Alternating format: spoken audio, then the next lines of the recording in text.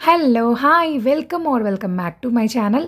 So, ఈరోజైతే నేను మీకు ఈ వీడియోలో అనపకాయతో 2 రెసిపీలైతే షేర్ చేద్దాం అనుకుంటున్నాను. సో, వీడియోనైతే స్కిప్ చేయకుండా కంప్లీట్‌గా చూసేయండి.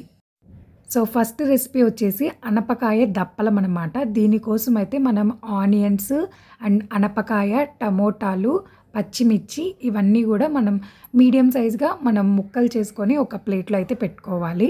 అండ్ ఆ తర్వాత ఇదంతా కూడా మనం కుక్కర్‌లో వేసేసి కొంచెం లైట్‌గా వాటర్ యాడ్ చేసుకోండి. ఎక్కువ అవసరం లేదు. ఎందుకంటే ఆల్రెడీ ఆనియన్స్ అండ్ టమోటా ఇవన్నీ గూడా నీరువే కాబట్టి మనకి ఎక్కువ వాటర్ అవసరం లేదు. సో, కొంచెం వాటర్ యాడ్ చేసేసి అండ్ కొంచెం ఉప్పు, కారం అయితే నేను వేశాను. అండ్ చింతపండు కూడా వేసుకోవాలనుకుంటే వేసుకోవచ్చు. కాకపోతే నేను ఇంకా నానలేదు కదా అని చెప్పి చింతపండు అయితే ఫస్ట్ వేయలేదు. సో, విజిల్స్ అయితే ఒక 4 విజిల్స్ అలా రావాలి. వచ్చిన తర్వాత కుక్కర్ ఆఫ్ చేసేసుకొని మళ్ళీ ఒక బౌల్ పెట్టుకొని తాలింపు అయితే వేసుకోండి. తాలింపు దినుసులన్నీ వేసిన తర్వాత మళ్ళీ ఇందాక మనం ఉడకపెట్టి పెట్టుకున్నాం కదా!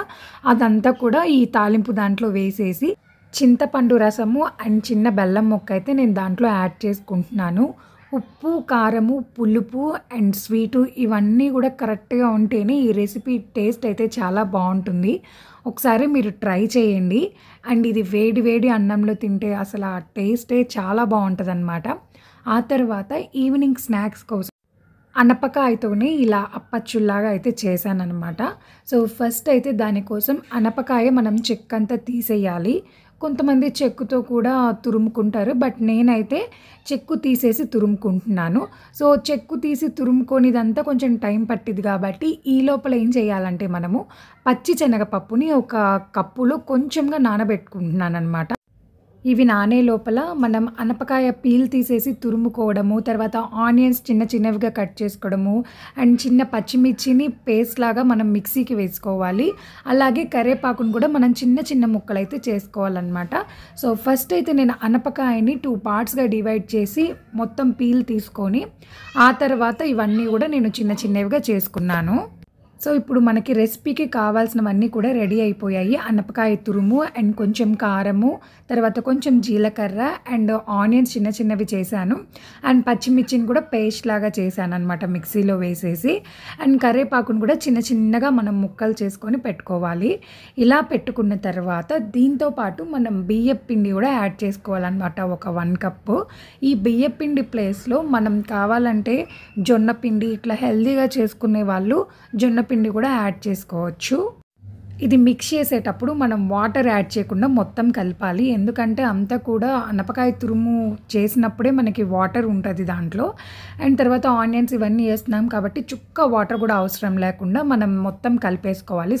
సాల్ట్ ఎయడం మాత్రం మర్చిపోవద్దు. సో, సాల్ట్ ఏసుకొని బాగా మిక్స్ చేసుకున్న తర్వాత డీప్ ఫ్రైకి అయితే నేను ఆయిల్ పెట్టేసి ఒక ప్లేట్ మీద టిష్యూ పేపర్ అయితే రెడీ చేసేసాను. ఇక్కడ నేను అప్పచ్చుల్లాగా చేసుకోవటానికి నేను బేకింగ్ పేపర్ అయితే వాడుతున్నాను. అంటే మనం కేక్ బేక్ చేసుకుంటాం కదా! సో, ఆ పేపర్ అయితే తీసుకొని లైట్‌గా కొంచెంగా వాటర్ అప్లై చేసుకొని మనం అలా అద్దుకుంటూ మనం వేసుకోవాలన్నమాట. మిడిల్‌లో ఒక చిన్న రంధ్రం లాంటిదైతే నేను పెట్టాను. పెట్టి ఇంకా అన్నీ కూడా మనం డీప్ ఫ్రై చేసేసుకోవాలి. టేస్ట్ అయితే చాలా బావుంటది. బియ్యపు పిండి వేసుకున్నాం కాబట్టి ఆయిల్ అంత ఎక్కువగా అయితే పీల్చుకోదు. అనపకాయతో కూరలు, తాలింపులు ఇట్లాంటివి ఇష్టం లేవు అనుకున్న వాళ్ళకి ఇలా గారెల రూపంలో మనం తిన్నామంటే టేస్ట్ చాలా బావుంటుంది. అండ్ ఫస్ట్ నేను చేసిన అనపకాయ దప్పలం కూడా టేస్ట్ అయితే చాలా బావుంటుంది. ఒకసారి ఈ 2 ట్రై చేయండి. అండ్ చేసిన తర్వాత మీ ఒపీనియన్‌ని నాకు కామెంట్ సెక్షన్‌లో కామెంట్ అయితే చేయండి. సో, ఇంతే ఫ్రెండ్స్, చూసారు కదా సింపుల్ వీడియో. అండ్ నా వీడియో మీకు నచ్చినట్టయితే ప్లీజ్ దయచేసి లైక్, షేర్ అండ్ సబ్స్క్రైబ్ అయితే చేయండి. ఎందుకంటే అప్పుడే నేను పెట్టిన ప్రతి వీడియో నోటిఫికేషన్స్ మీకొస్తాయి. Thank you for watching. See you soon in my next video. Bye bye.